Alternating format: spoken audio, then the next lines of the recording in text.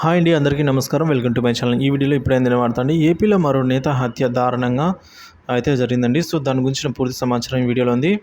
Friends, వీడియోని end వరకు చూడటప్పుడు పూర్తి ఇన్ఫర్మేషన్ అర్థమవుతుంది. ఫ్రెండ్స్ ఇక వీడియోలోకి అయితే వెళ్ళిపోదాము. ఏపీలో మరో వ్యక్తిని దారుణంగా నరికి హత్య చేశారు. ఈ ఘటన శుక్రవారం రాత్రి చోటు చేసుకుంది. ఈ ఘటన వివరాలు అయితే ఇలా ఉన్నాయి. ధర్మవరం మండలం కొత్తకోట సమీపంలో వెల్దుర్తి గ్రామానికి చెందిన చాకలి సూర్యనారాయణ అనే వ్యక్తిని దారుణంగా నరికి హత్య చేసిన గుర్తు తెలియని వ్యక్తులండి. సో హత్యకు గల కారణాలు అయితే ఇంకా తెలియాల్సి ఉంది.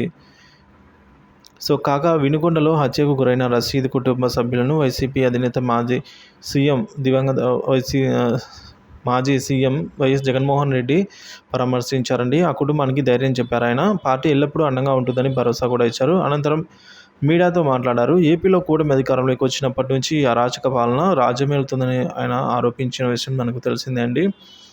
సో హత్యలు, రాజకీయాలు పైపెచ్చు ఇక ఈ రాష్ట్రంలో ప్రస్తుతం ఆటవిక పాలన కొనసాగుతుందని అయితే మాజీ సీఎం ఫైర్ అయ్యారండి రాష్ట్ర ప్రభుత్వం మీద.